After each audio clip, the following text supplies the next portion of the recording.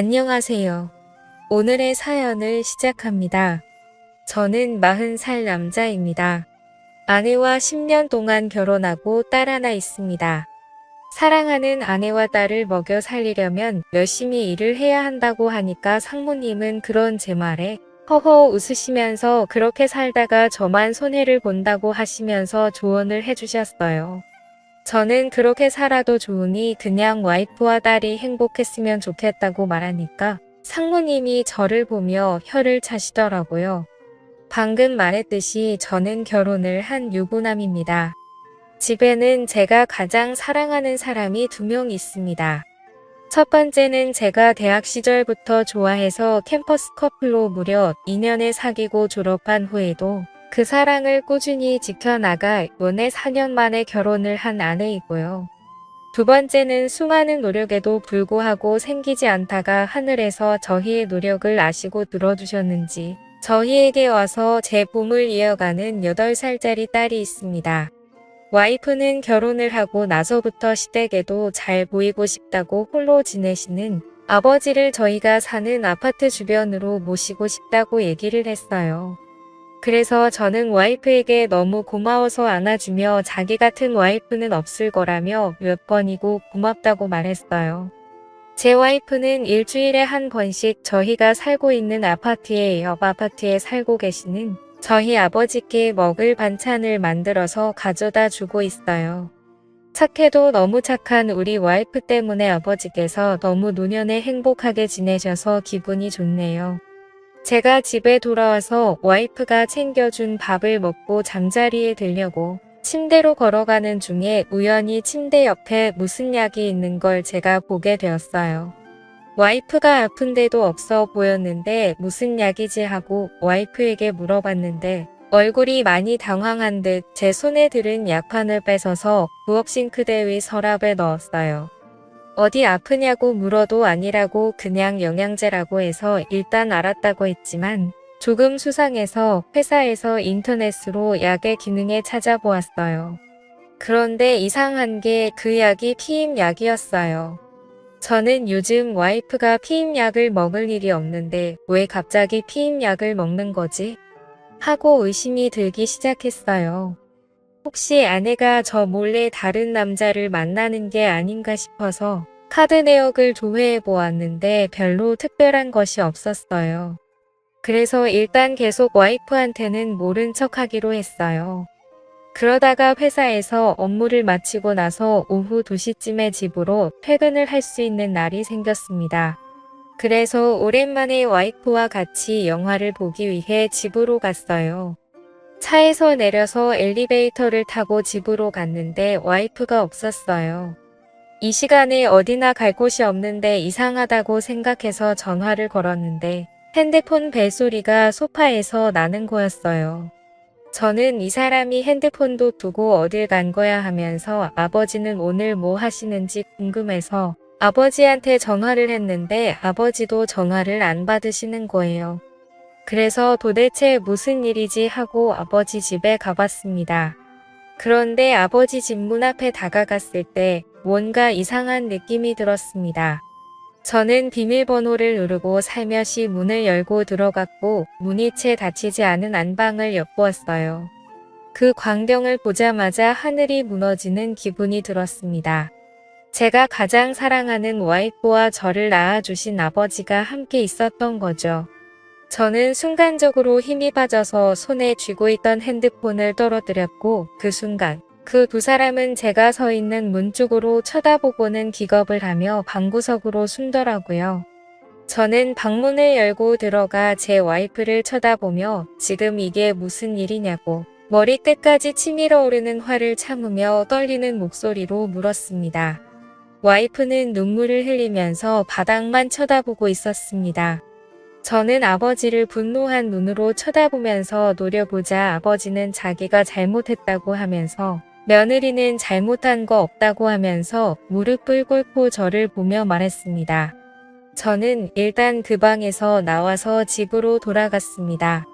화가 너무 치밀어 올라서 의자며 그릇이며 장식장이며 모든 손에 잡히는 것은 다 때려 부시고 집어던졌습니다. 저를 따라 집으로 돌아온 와이프가 저를 붙잡고 매달리며 잘못했다고 손이 발이 되도록 빌었어요. 그 순간 유치원에서 돌아온 제 딸이 이런 저와 엄마를 보고 놀라서 울기 시작했습니다. 저는 제 딸이 우는 소리에 억장이 무너지는 듯 했습니다. 늦게까지 일을 해서 돈을 벌어오면 와이프와 딸을 위해서 밥도 사주고 옷도 사주고 행복하게 살 줄 알았는데 그렇게 믿었던 와이프가 그것도 나를 낳아준 아버지와 불륜을 저지르다니 정말 소름이 끼쳤습니다. 저는 일단 우는 딸아이를 방으로 데리고 가서 재우고 나왔습니다. 그리고 나서 방을 나와서 거실에 무릎을 꿇고 비스듬히 앉아있는 와이프를 보고 나가라고 했습니다. 와이프는 자신이 잘못했다고 하면서 그렇지만 딸에게는 엄마가 필요하다고 하면서 구질구질하게 매달리는데 정말 꼴도 보기 싫어서 집을 나와 다시 회사로 갔습니다. 제가 그렇게 만만해서 그냥 화가 나도 다 참아주니까 지금까지 이렇게 숨겨왔을 겁니다. 제가 결혼을 하고 지금까지 와이프에게 거의 화를 낸 적이 손에 꼽을 정도로 없고 그냥 거의 다 제가 와이프 말에 져주고 그랬는데 그러니까 와이프가 저를 그냥 돈만 벌어다 주는 기계로 생각하고 남편으로 생각을 하지 않는 겁니다. 그렇게 생각을 한 저는 다음날 회사에서 퇴근을 하고 집으로 들어갔습니다. 와이프는 한숨도 못 잤는지 거실 바닥에 앉아 소파에 기대고 있었습니다. 저는 물을 한 모금 마시며 와이프에게 얼마나 됐냐고 물었습니다. 내 아버지와 그따위 짓을 하면서 나를 쓰레기 취급한 게 얼마나 됐냐고 물었습니다.